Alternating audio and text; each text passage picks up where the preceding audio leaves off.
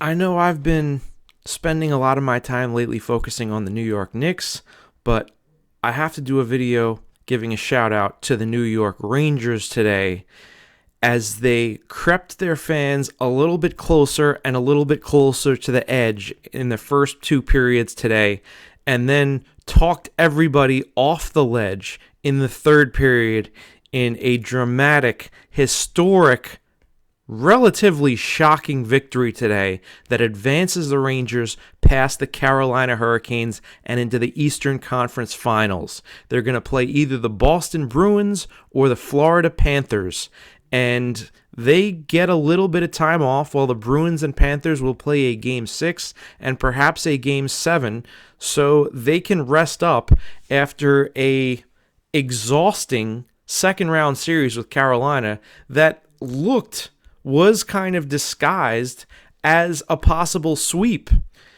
Carolina was thought to be the second best team in the NHL, and the Rangers were thought to have, okay, they have their hands full with this one.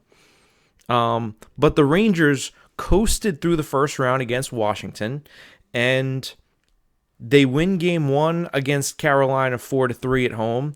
They take game 2 in a double overtime thriller, and they take game 3 in a single overtime thriller at Carolina, and suddenly it's like, oh, this one's going to be pretty easy. Carolina shows their grit in the fourth game. The Rangers came from behind and were down 3-1 in that game, scored 2 goals to tie it, and with about 3 minutes left, Carolina gets a power play, and the announcers and everybody points out that the Hurricanes had not scored a power play goal the whole series. Meanwhile, the Rangers had scored 5, and the Rangers had scored a shorthanded goal. So they completely owned Carolina in special teams play. But if ever there was a time for Carolina to get off the mat and score one, now would be it. And they immediately, within about 7 seconds of the start of that power play, they scored the power play goal that gave them the eventual win. And, okay, that's cute. It's 3-1. Now you're going back to the Garden. And it was still expected that's when it was going to end. What played out in Game 5 was a very tightly defensive, conservatively played game for both teams through 2 periods. But in the second period, Carolina gets a power play, and the Rangers force another shorthanded chance and score. Jacob Trouba puts in a shot that gives the Rangers a 1-0 lead, and they take that into the third period. The Garden's rocking, and all anyone can talk about is how poorly Carolina has played throughout the series, how they haven't been able to generate chances and haven't looked good at all. And third period starts, and Carolina just immediately gets to work getting all kinds of chances in front of the net and scoring on them over and over and over. It's 1-1, it's 2-1 Carolina, it's 3-1 Carolina. And the Rangers just picked the worst possible time to play their worst period of the playoffs by far. And when the Rangers tried to punch back, they could get the puck into Carolina's end. They could maybe generate a shot that doesn't go on net, but they weren't really setting up shop. They weren't controlling the puck in the offensive zone, and they weren't getting second opportunities. So Carolina was just quickly shutting them down if the Rangers would even get a shot at all, and this included a very poor Ranger power play that they got that went nowhere. And then when they tried to pull the goalie, because they were down 4-1 and wanted to try and get some of those goals back. They were down 3-1 trying to get some of those goals back, and Carolina immediately turned that into an empty net goal to make it 4-1 the final. And that made a lot of Ranger fans feel like the sky was falling.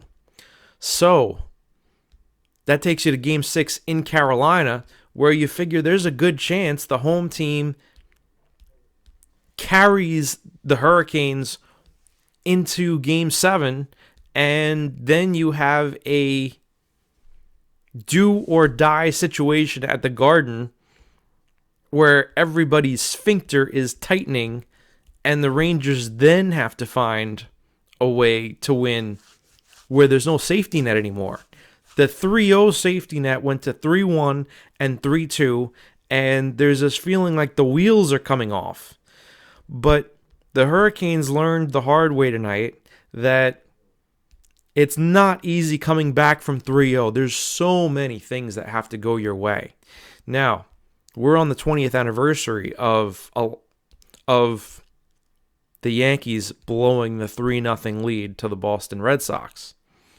We're on the 10th anniversary of the last time an NHL team blew a 3-0 lead, that being the San Jose Sharks to the LA Kings. As a reminder that this does occasionally happen in hockey. It's happened 4 times in hockey history. It's only happened 1 time in baseball history, and it's never happened in the history of the NBA. So hockey, with the kind of puck luck that happens, you can be a little bit susceptible to it. It's not unheard of. It happened in 2010 and 2014, as well as 1975 with the Islanders and 1942, way back in the days, the black and white days with grainy film clips, no video footage, Toronto over Detroit in the Cup Finals. But it's also happened in the HD era, so it could happen here. And it did not look good for the Rangers for the first 2 periods. It started off as another nip and tuck, low scoring defensive game in the first period. Carolina got 8 shots. The Rangers had like 3, and Carolina is able to score with about 3 minutes left in the first period to go up 1-0. And it doesn't look good right away. And the second period starts, and Carolina gets a second goal. And the Rangers answer back, and they get 1, but Carolina answers back from that, and they get a third one.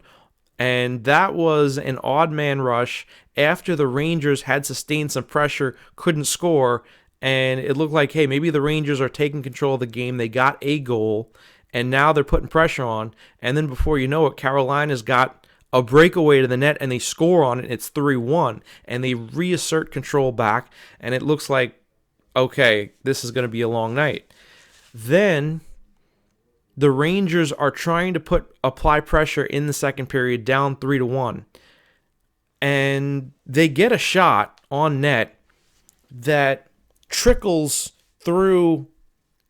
I think the goalkeeper's name for Carolina is Anderson.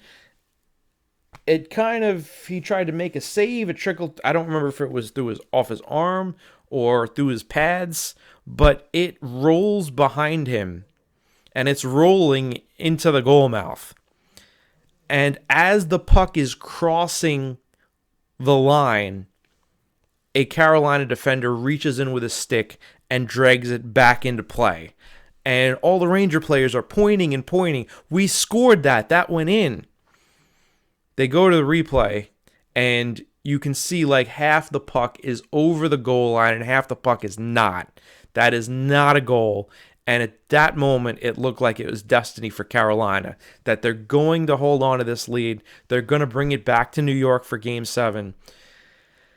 And then who knows what happens, but it's probably everything was tilted in favor of the Carolina Hurricanes at that point. And the Rangers go into the third period kind of the same way Carolina went into the third period in New York in Game 5, where everything was against them. They hadn't done anything right, and they come out and play a completely different game. They assert control on that end of the ice, but the hero of the day, and this is me burying the lead because I haven't mentioned his name yet, the hero of the day is Chris Kreider, and Kreider scores 3 consecutive goals for a natural hat trick. He scored with 13 minutes left on a puck that got wedged in between the goalie's skate and the post while he's trying to keep it out, and he feels like he has it trapped in that spot, and he's got to decide, do I just stick my foot out, my skate out, and just try and hold it up against that post until somebody does something to get it out, or do I reach down with my glove and freeze the puck and end the play? In that moment of hesitation, Chris Kreider went in and just poked at the puck that was wedged in between and was able to sneak it through that tiny little space into the net. And that made it 3-2. So that's with about 13 minutes left. With about 9 minutes left, Kreider hanging around in front of the net, gets a perfect feed, finds some space, had kind of an open net, found some space, puts it past the goalkeeper, and it's tied, and he's able to score again with 4 minutes left to give the Rangers a stunning lead. And then Carolina pulls the goalie to get the extra skater, and they immediately got a couple of strong chances. Shesterkin made some incredible saves, and that began a sequence where the Rangers start clearing the puck in such a way that it looks like they're going to score an empty net goal. And this happened 3 or 4 times in a row, and each time it looks like the puck is headed towards the empty net, and it rolls wide, and it's an icing, and the play goes back to the Rangers' end. And I'm preparing myself mentally. Carolina is going to score one of these and force an overtime, because they scored at the end of Game 4 to take the lead. So when this happens, I'm already in my mind getting ready for the possible overtime. And can the Rangers score the goal they need to end the series in overtime? But before that happens, the Rangers are able to clear the puck one more time, and this time they are able to get it right into the middle of that empty net and seal the deal. And at that point, I went crazy because I knew there is nothing Carolina can do. The series is over, and I was just shocked because everything up until Kreider started scoring said this series is going back to New York. A 3-0 series is going to be 3-3 at the Garden for Game 7. And how unnerving would that have been? And this was a team that had started off the playoffs winning their first 7 games in a row. The Rangers looked like juggernauts. I didn't do any videos on them doing the Washington series because there was really no story. They just comfortably coasted along, never really facing any challenges. And in this Carolina series, every game was a challenge. It was just a bit sneaky in that the first 3 games the Rangers managed to win all by 1 goal. This Game 6, which was maybe the most thrilling win of the series for them, was the first one that they won by 2 goals. They were down 3-1 in the third period and scored 4 unanswered goals in the third to win 5-3. And that's kind of wild. That's basically replicates what Carolina did to them in Game 5. It was 1-0 going into the third, and Carolina won that 4-1. So the Rangers really returned the favor. And just as a couple of days ago watching the Knicks, they went to Indiana and they got trounced. And then they came back to New York and they trounced them right back by almost the same margin of victory. The Knicks won that by 30 points when you thought they were shorthanded. And now the Knicks are also in a commanding position, up 3-2. Game 6 in Indiana, Game 7 in New York. What I had been thinking about for days is, was this going to be a situation where the Rangers had Game 7 at the Garden on Saturday and the Knicks had Game 7 at the Garden on Sunday? I had been thinking about that scenario because I don't know if there's ever been anything like that in the history of Madison Square Garden.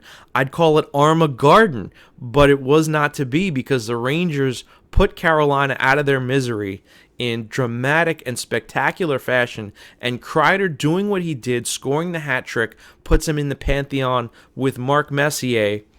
Wayne Gretzky's name was mentioned too because he got a hat trick in the third period that beat the Florida Panthers in 1997. I think that was a first-round playoff series. Now, is he real? He's not really on the same level as Messier because Messier guaranteed that victory. And And it wasn't quite as dire as what Messier's situation was because the Rangers were facing elimination there.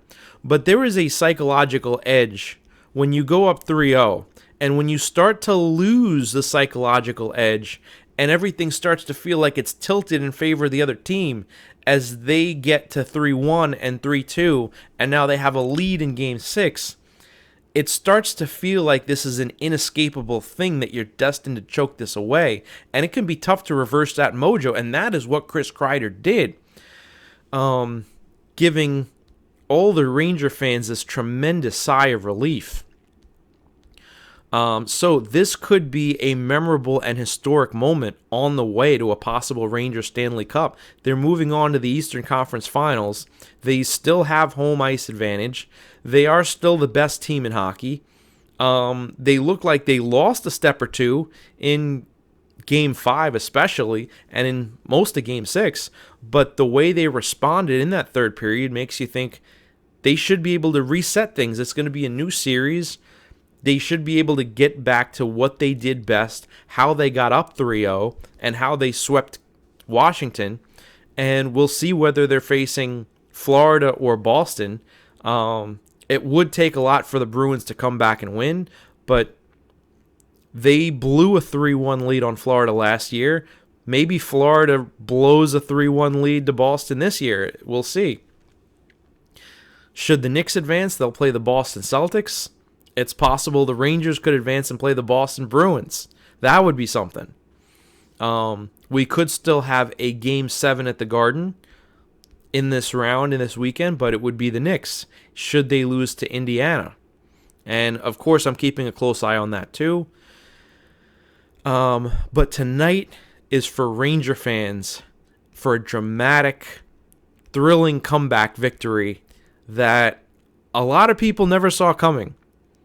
A lot of bad juju and bad mojo was reversed today by Chris Kreider. And also have to give a shout out to Igor Shesterkin and some of the great saves he made, especially when it was 3-1. But even after the Rangers took the lead, Shesterkin had to make some tough saves. I also have to mention when it was 3-1 Carolina, there were a couple of moments where they got fast breaks, odd man rushes, Carolina did, and they hit the post, and you heard it clang off the side of the post. It was loud in that arena, and that happened at least twice. Either one of them could have made it 4-1 or maybe 4-2, but that extra goal could have made all the difference. And when those things happen, and then the Rangers come back, just like the puck that nearly crossed the goal line and was pulled back in made it feel like this is destiny for Carolina, those things make it feel like maybe it was destiny for the Rangers.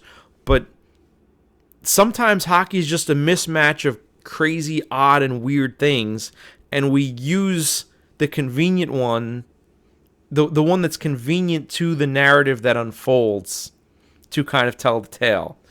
So we have this idea in our heads that if something weird like that happens, it's destiny for a team, and then if they use it to capitalize, well, that's just how it is. But I think the story kind of also is the Rangers reached down and found what they needed to find to reverse all of that negative energy and turn that into a victory where it did not look like a victory was possible. Especially with the Carolina crowd and with everything going in their favor. Usually you use that home crowd energy to lift you up, and the Rangers did not have that here. I know it's probably a lot more obvious and clear in basketball, that home crowd effect, than it is in hockey, but it is still there. And the Rangers instead were content to quiet the Carolina crowd. In fact, so much that when they took the lead, the TNT cameras immediately cut to this poor Carolina fan that is crying into her towel. And it wasn't until that moment that I realized, holy crap, they're going to win the series. It never dawned on me that Carolina was in danger of being eliminated until that moment where the Rangers have the lead, and suddenly there's 4 minutes left. They were down 3-1. What happened? Chris Kreider happened. To a lesser extent, Igor Shesterkin happened.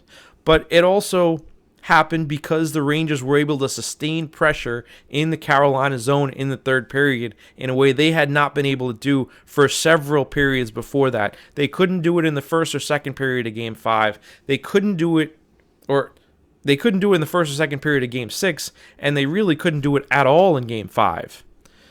So the Rangers exercised some demons. They're back on course. They're still the big bad wolves. If the Eastern Conference Final starts and they don't look like themselves, then maybe you can sort back to Games 4, 5, and parts of Game 6 and be like, was that the start of them losing something? But I think this restores some confidence and they get back to being the team everyone expected them to be. I'm not saying the conference finals is going to be easy, but